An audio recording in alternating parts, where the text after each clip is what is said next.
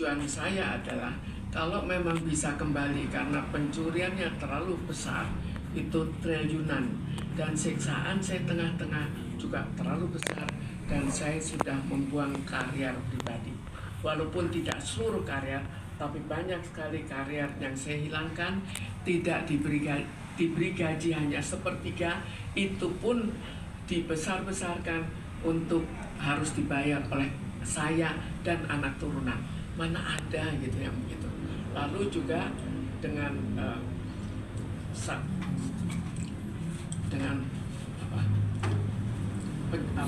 pencemaran nama baik 100 miliar, mana ada gitu. Itu luar biasa, tapi itu sah. Dan sah itu pun akhirnya kepala pengadilan negerinya itu kan ditangkap. Bukan persoalan saya, tapi persoalan lain. Jadi di sini saya mulai dengan apa yang terjadi. Jadi ini adalah antara PT Bluebird Taxi yang berdiri 55 tahun yang lalu dengan PT Bluebird yang dijual sahamnya ke masyarakat yang mulai dijual 12 tahun yang lalu. Yang terjadi adalah PT Bluebird Taxi yang dulu berdiri berkembang terus, dan begitu setelah 30 tahun di stop perkembangannya dari 25 atau 100 jadi 300. Tapi PT Bluebird dalam waktu sangat singkat berkembang dari 100, dari 12 dalam 12 tahun 100 menjadi 30.000. Bagaimana bisa begitu cepat? Memang terjadi sistem monopoli dan sistem penekanan sampai taksi lama mana ada sekarang bubar. Kenapa bubarnya? Karena kalau menurut pengusaha taksi dan menurut saya diskriminasi yang terjadi.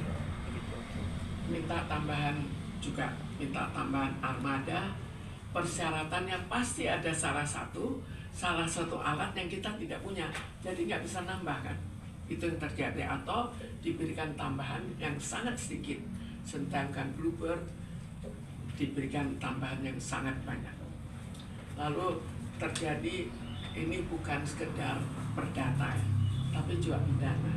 Jadi pidananya apa? Pidananya di sini salah satu visum et repertum, penganiayaan atau kekerasan yang dilakukan terhadap pemegang saham yang lain. Jadi kita itu ada waktu itu 4 keluarga. Dari 4 keluarga disingkirkan, akhirnya 2 terpisah. Akhirnya sisa 2 keluarga. Saya dari salah satu keluarga satu lagi yang akhirnya sampai dipukul, pada kekerasan itu terjadi pada seorang wanita 74 tahun yang jalannya si papa itu masih digebukin habis-habisan. Lalu kita lihat lagi bagaimana terhadap saya yang dilakukan adalah penculikan. Di sini ada dokumen, ini tulisan mereka sendiri, tulisan notulen rapatnya, dokumen penculikan. Di dokumen penculikan disasarkan 2 orang, saya 1, dan 1 lagi adalah orang kepercayaan dari pemegang saham 1 lagi. Orang kepercayaan itu kena sial, ya sesuai dengan kata-kata di sini, tabrak. Kalau posisi bagus Pak, tabrak, dan ternyata dia memang akhirnya meninggal karena tabrak lari. Itu faktanya. Apakah karena ini atau tidak tahu, tapi ini faktanya.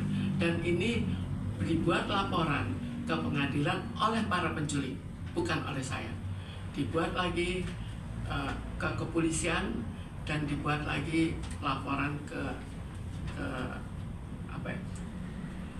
notaris yang namanya affidavit. Jadi pelaporan ke notaris bahwa ini adalah dari mereka langsung. Kemudian ini waktu setelah penculikan terjadi lagi penangkapan terhadap diri saya. Penangkapan itu dilakukan secara mendadak, tapi Alasannya perbuatan tidak menyenangkan, kok bisa ditangkap? Ini faktanya. Memang waktu itu ada panggilan. Panggilan itu saya sedang ada tugas di luar negeri, tugas negara. Tapi akhirnya kenapa kok bisa sampai saya sudah lapor saja tidak dianggap.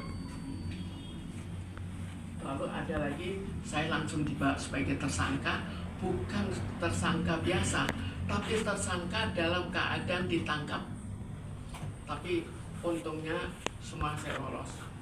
Lolosnya bukan karena apa, karena ya semuanya akhirnya dibantu dan memang terlalu tidak sah.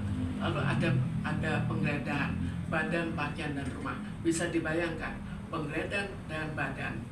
Kalau ada 4 orang besar polisi tiba-tiba masuk jam 6 pagi, akhirnya mana mungkin saya tidak ada cap jempolnya. Tapi untungnya mereka jam 12, jadi 3 orang waktu itu, tapi saya tidak punya bukti. Jadi 3 orang lapor ke Bluebird, nggak tahu lapor apa. 1 orang tiba-tiba dia ke masjid, di situ tanpa saya atur tiba-tiba saya lolos. Itu yang terjadi. Jadi ya itu ya bantuan lah. Lalu ini ada akte pembagian harta, itu juga dimasukkan. Jadi pemalsuan itu terlalu banyak. Ini pemalsuan, ini akte wasiatnya, ini ada pernyataan dan ikatan, dan ada lagi di sini putusan pengadilan agama, putusan 911. Dan di situ ada lagi bahwa pada putusan itu dikatakan akte yang mereka buat. Jadi dibuat akte saya tidak dilibatkan. Untungnya pengacaranya kebetulan pengacara jujur, tapi akhirnya pengacara jujur itu mundur, dia bilang nggak tahan terhadap penekanan. Jadi menurut dia di polisi itu tidak terlalu berat. Tapi jelas bahwa di sini tulisannya adalah akte pertolongan pembagian harta tidak mengikat, tidak berkekuatan hukum, dan tidak mempunyai akibat hukum. Jadi artinya kan palsu, nggak diterima kan. Tapi itu upaya mereka yang dilakukan. Lalu ada lagi dibuat suatu, jadi karena terornya terlalu banyak, cukup berat bagi saya, maka satu persatu saya melepaskan. Pertama, melepaskan jabatan. Jabatan itu saya lepaskan. Di sini ada penetapan dari pengadilan,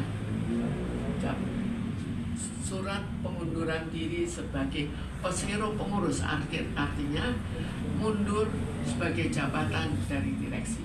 Tapi yang terjadi apa?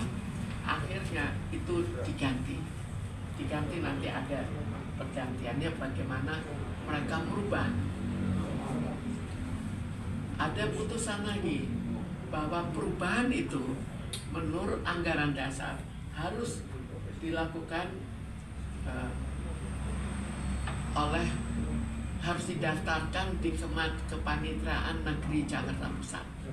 Tapi perubahan, mereka bikin perubahan, mestinya ditaruh situ, tapi mereka malah tidak menghiraukan. Jadi masalah pengadilan, masalah apa itu tidak dihiraukan, dan ini keputusan resmi. Malah dibikin notaris. Notaris itu gampang, kita mestinya bertiga, jadi CV itu bertiga pemiliknya.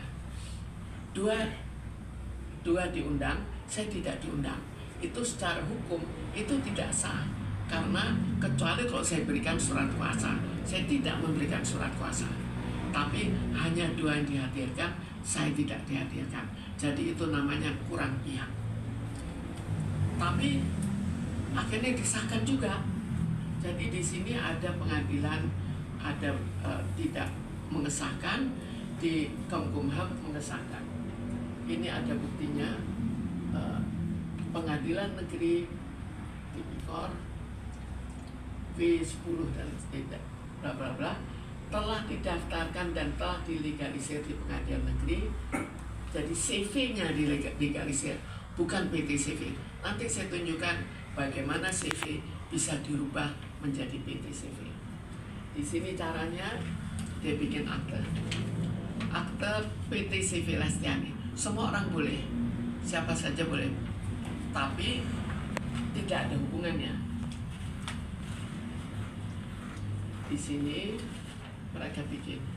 Jadi ini PT CV Lestiani, apa tulisannya?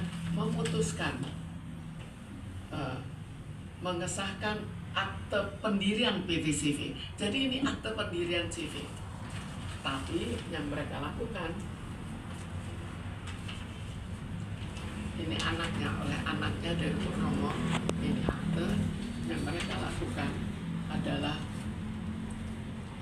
menyatakan bahwa ini bukan akte pendirian, tapi peningkatan status. Jadi kita bayangkan ya, ada CV, ada PT CV. Kalau semua keputusan negara mengatakan PT CV ini berdiri sendiri, jadi ada CV, ada PT. Dari yang akte anggaran dasar juga berdiri sendiri, tapi hanya cukup satu pernyataan, yaitu pernyataan dari anaknya direktur. Dia mengatakan bukan kok, ini peningkatan status. Kalau peningkatan status kan ini ditingkatkan sudah hilang, dan di situ hilangnya. Jadi hilangnya mudah sekali. Ini juga mereka perkuat lagi, dibikin daftar pemegang saham. Daftar pemegang saham itu intern sifatnya. Internnya bagaimana?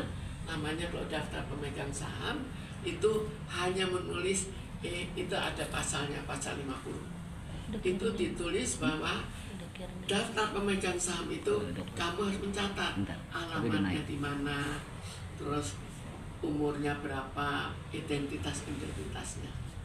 Tapi bukan kamu menentukan sahamnya. Dan di sini mereka merubah. Mereka menggantikan posisi Kemenkumham untuk merubah. Di sini ada perubahan-perubahannya.